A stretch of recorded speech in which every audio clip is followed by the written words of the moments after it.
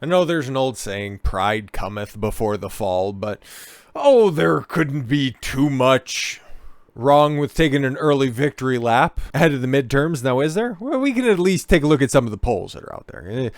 Legitimate polls that are out there, okay, some places that actually do some decent polling, so we're just not, taking the advice of 538, which is saying, I just took a look at something that was just so mind-bogglingly stupid, thinking that the Republicans are going to lose something like 7 seats in the Senate. Holy, not even the most optimistic good faith actors that are out there could think that, Republicans are going to lose that many seats. Nobody thinks that the Democrats are doing that good of a job. You could take a look at the support polling for Joe Biden as proof of concept on that one.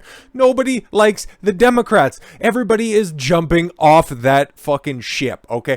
At best, they're becoming independents. So what does that mean? They're just going to pick and choose the policies, maybe, potentially, but then just end up ultimately caucusing with the Democrats, kind of like how Joe Manchin, oh my God, he was the big talk at the beginning of this year. Oh, who's the actual president that's there? Okay, is it Joe Manchin or is it Joe Biden? Well, he sure as fuck fell in line with the rest of the Democrats now, didn't he, all of a sudden? Nobody wants to talk about him, but I think he's up for re-election in 2024. That'll be awfully fucking interesting to see how wishy-washy that cunt is going to become in the future. But as of right now, we just got, this isn't really popping the cork on the champagne. This is just more or less making sure that the ice is in the buckets, making sure that those bottles are chilled. The GOP leads generic congressional ballots by 4 points. This shit doesn't happen. It's been like a 2-point swing for Democrats for the longest time, and then especially among independents, the GOP, okay, just your rank and file establishment dork GOP, 11-point lead right now with independents. So realistically, if that bores out in any form or fashion, my guys, it's over. It's a wrap, okay? Nate Silver's going to be pulling out what's left of his hair if this all ends up becoming true. The Republicans lead Democrats on a generic congressional ballot by 4 points, leading by 11 points among independents roughly 2 weeks before the election. Yeah, this is going to come out a little bit closer to that. Spoilers, this was recorded a little bit beforehand, but it's still funny. According to Rasmussen Reports weekly poll, the weekly poll released Friday shows that the generic Republican candidate is up 4 points, with 47% of likely U.S. voters to a generic Democrat candidate, 43%. Holy, a three-point deficiency from last week's. Jeez. Within 18 days before the election, it'll be somewhere in the high double digits. Only 4% said they would vote for another candidate, while 7 said that they were still unsure. That's just people who are uncomfortable with saying that, yeah, I don't like the way that the Democrat Party's going, and I just don't want to say that I'm voting for those racist Republicans, but I'm just tired of all these brown people showing up. 4-point advantage in the generic congressional ballot is a good sign for the Republicans. House GOP is looking to net 5 seats. Yeah, that's all they need. They're going to get it. That's all they need, though. And win back the majority and unseat Nancy Pelosi. Good, she's 80 fucking years old. Kick her old ass back down the stairs, for Christ's sakes. Tell Nana to go grab a blanket and go for a fucking rest, for Christ's sakes. You've already traded enough money on the stock markets where you and your grandkids, your great-great-grandkids, and your great-great-great-grandkids will have enough money for the rest of their fucking life, okay? You've stuffed everybody's pockets appropriately. It's fine. Go home. Go away. Nobody wants to see you anymore. In fact, the Republicans have led the generic ballot all fucking year. Rasmussen noted that in October of 2018, before Democrats took the House for the first time in 8 fucking years, the Democrats held a 3-point lead over the Republicans, which is slightly less than what the GOP has now. As the 2018 November midterm election neared, the margins between Democrats and Republicans stayed extremely close, with the Republican having a 1-point advantage nationally, 46 to 45%. And remember, it was supposed to be this big blue wave. It's going to take over everything. Oh my God, it's terrible. At least that's what the idiots at 538, and that's what the stupid assholes, the turncoats at, what's that one place? Oh, right, the Daily Wire we're talking about, and they still use 538 as some sort of a fucking reliable outlet. Oh, Christ almighty, and people still take Ben Shapiro seriously. Stupid ass. Additionally, this poll found the Republican parties also showed the massive 11-point lead with independents over Democrats. Yeah, that sucks. Among voters not affiliated with either major party, 42% that they would vote for a GOP candidate, while only 31% said they would vote for a Democrat candidate. Yeah, man, let's get into more particulars, because that's just your generic, we don't know who the fuck's going to be running, okay? Would you rather have somebody who has a Republican politics or somebody who has Democrat politics? And everybody's like, Democrat politics? That shit is fucking wild. I barely know what the GOP is talking about, but it mostly just kind of looks like the campaign promises of a 2012 Barack Obama administration, because trad cucks fucking suck. Anyways, specifically, Real Clear Politics, another good source of polling information, projects GOP wins in Michigan, Wisconsin, Oregon, and Nevada governors. Holy. A couple of those are rare, to say the least, because Nevada's been trending, thanks to Californication, has been trending far more left recently. So that's a big W. Wisconsin and Michigan, that's a little bit flip-floppy, and I don't know why anybody's still continuing to support Gretchen Whitmer. Like, that bitch makes no fucking sense at all whatsoever, and Tony Evers is, yeah, he's kind of a cuck, and the rest of Wisconsin's kind of like, oh yeah, no, that's kind of fine. We're just gonna go ahead and get rid of that guy. We don't like him too much anymore, you know. But Oregon? Really? Oregon? That's interesting. I thought everybody liked, what's her face there? Oh, that bitch. I can't remember. We'll probably get into it. Okay. Based, yes, on recent polling, Real Clear Politics projects Republicans win hotly contested gubernatorial races in 4 states that were once seen as Democrats' strongholds: Wisconsin, Oregon, Nevada, and Michigan. Holy. One wonders at the latest polling out of Minnesota. Minnesota, don't you know? Polling that shows Republican Dr. Scott Jensen leading his Democrat opponent, Tom Walz. Sorry, what? Fucking Minnesota. The one state that voted for Walter fucking Mondale in 84? You fucking serious? 46 to 40. A virtual deadlock. Wow. The waterfalls that are going to come out the night of November 8th are going to be fucking legendary, my guys. I can't wait. I cannot wait. Will affect that Real Clear projection. Jensen appears to be surging in Minnesota, where Walz, the incumbent governor, did nothing. He did nothing in 2020 as a domestic terrorist in Antifa. Who is... John Knoll. Okay, that makes sense, because there's some shit that I would say that's actually written down, so this is great. Domestic terrorists and Antifa and Black Lives Matter burned down the cities and terrified the residents. Yeah. We'll just have to see if Royce White can unseat stupid Ilhan Omar, because that'll be fun. Because if you want to see some actual change instead of some metaphorical, it's kind of nice, But one of those people have a much higher profile, and getting rid of her would really send a message to the rest of the state. Minnesota poll comes from Trafalgar, the most accurate pollster in America. Yeah, that is super fucking interesting.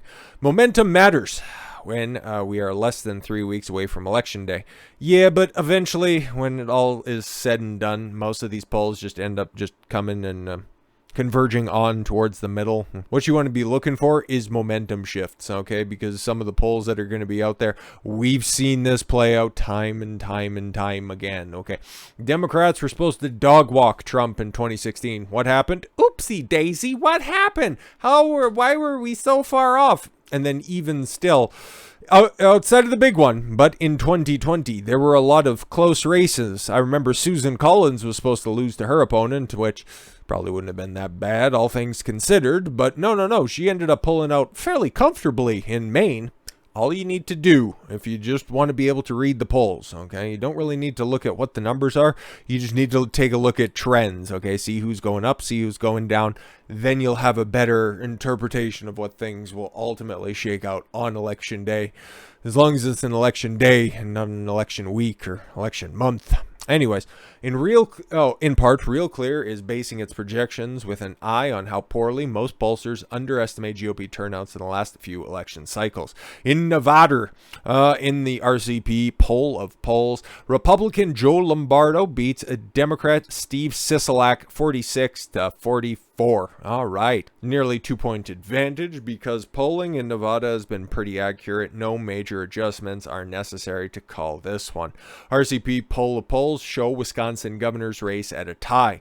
But polling out of Wisconsin has underestimated GOP turnout by a whopping 5.2 points. So RCP projects Republican Tim Michels is beating incumbent Democrat Tony Evers by 5.2 points. It'll be interesting. Dairy staters have not forgotten how Evers stood by and did nothing as terrorists and Black Lives Matter and Antifa burned Kenosha to the ground, and then allowed Darrell Brooks to just run through a nice peaceful Christmas parade in Waukesha, and now he's continuing to make a total asshole out of himself, self-representing him during his murder trial and making that into a unwatchable meme. Anyways, Oregon is an easy projection. That's wild. Republican Christine Drazan has led in every poll against Tina Kotek. Oh, the other one must be term limited out. I forget her name escapes me. She's got fucking problem glasses and she's terrible. Currently, the RCP polls has Drazan up 2.8 points. Interesting. RCP's most fascinating projection comes out of Michigan. Yes, because I would just love to see the spurg out of Whitmer. Oh, it'll look nothing. It wouldn't look too dissimilar to the concession speech of Hillary Clinton in 2016, the one that had to come out the day after. This is hard for me. Oh my God, there were probably so many people that died after that. The objectively hideous Gretchen Whitmer, just her policies. Like she could have probably gotten it back in the day, but she's a terrible person. Was cruising to an easy re-election, but Republican Tudor Dixon has run a superb campaign. That is fair. That is really fair. Clearly won the debate earlier this month and is surging. In the RCP poll of polls, Whitmer enjoyed a double-digit lead just a few weeks ago. Since the debate, Tudor has climbed within an average of 3 points. That's quite the momentum shift. Like, she grabbed the early Trump endorsement and then performed admirably in the debate. Apparently, might have to go back and watch that one to see what is actually going on, but RCP projects Dixon will defeat the fascist Whitmer by 2.7 points. Interesting. That's one that I'm going to be taking a look at because Whitmer's just so fucking terrible. Okay, fabricating that kidnapping story. Okay, like for fuck's sakes. Taking her and her husband out on a yacht while everybody else had to stay at home. You don't need to leave your house. There's still snow on the ground. Why do you need to plant a garden? Fucking evil bitch. You look how the GOP is surging across the country and how Democrats and their media allies are sweating bullets. Yeah, they're also doing this weird thing by, like, pretending that the elections just aren't happening. Like, I haven't heard much about this stuff, right? Like, you've seen Biden shuffle around every once in a while. Like, they're just trying to obfuscate from and use literally anything else. Like, hey, have you seen what's happening in Ukraine and Russia lately? They'll talk about anything except for this upcoming trouncing. And then they're just going to be like, can you believe how fascist this country has become? Oh, get fucked, because we're in for a 2-year spin and it's going to be fucking glorious. Case in point, what is going on in New York? You love to see it, but you don't expect it. Lee Zeldin takes the lead in New York over Governor Kathy Hochul. For as bad as Gretchen Whitmer is, like, Hochul is, she's just trying to speed run this path to awfulness. Like, this bitch is fucking terrible. And she's only been in office for what? At best a year? Like, I forget when she took over. I think she was there for Christmas when Cuomo ultimately stepped down. But this broad, I don't know, trying to make some Jesus type plea. Like, this bitch is fucking nuts. And I like Zeldin. Zeldin's got some balls on him. Like, the dude got fucking stabbed for his campaign. And now he's got a legitimate shot where it's not just going to be, all right, and election results from New York come in, and it goes all Democrat. Congratulations. Maybe people are starting to realize that, oh, fuck, maybe one-party rule is really fucking terrible. Shocking new poll puts Representative Lee Zeldin just slightly ahead of Kathy Hochul in New York's governor's race. The coefficient poll, I don't know who these people are. I don't know how good they are when it comes to polling, but this is wild. Found that 45.6% of likely New York voters support Zeldin, just ahead of Hochul's 45.3%. This pollster is the same pollster that predicted Glenn Youngkin over Terry McAuliffe last year. Yeah, well, so did I, and I don't have an official poll. I just seen that Terry McAuliffe had goofy fucking dance moves, and Glenn Youngkin could, actually provide something for the people of Virginia. Zeldin has the advantage over Hochul primarily due to increasing support among registered Democrats. Oh, yeah, well, it's the state of New York. Basically, everybody who's registered to vote is a registered Democrat. So, The race has been tightening over the last few weeks, and it appears it is now a dead heat. Muntz told the New York Post. That's coefficient pollster, Ryan Muntz. Okay. The shift has been led by predominantly white and Hispanic. Oh, we don't want to talk about that now, do we? And the fact that the Democrats' support among the Hispanic base is shrinking.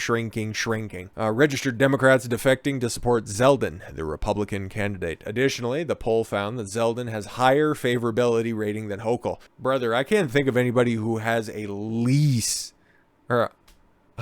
favorable rating than Hochul. Like, maybe Kamala Harris, maybe, whose favorability lower, her numbers are lower than President Biden. Yeah, no, she's terrible. Whenever she opens her mouth, everybody just immediately has a visceral manifestation of disgust. She's terrible. She's fucking terrible. Survey found that 40.8% of voters have a favorable opinion of Zeldin. All right. Well, Hochul's favorability sits at 36.5%, nearly 2% lower than Biden's numbers. Holy. So Biden's only sitting at what? A 30, almost 2 points lower, nearly 2 points lower. 39% at best. Jesus. Zeldin maintains a significant advantage over Hochul among independent voters. That's another important part, of which 47% support Zeldin and 36% support Hochul. She's fucking bad, dude. Like, and this is telling. If the Democrats lose New York, if they lose the governor's mansion in New York, this will be a catastrophic fucking failure and a spurg out, which I don't know if my body's ready for. So we're just going to have to see how this ultimately shakes out in a few days' time. But I'm ready for it. Get your popcorn ready.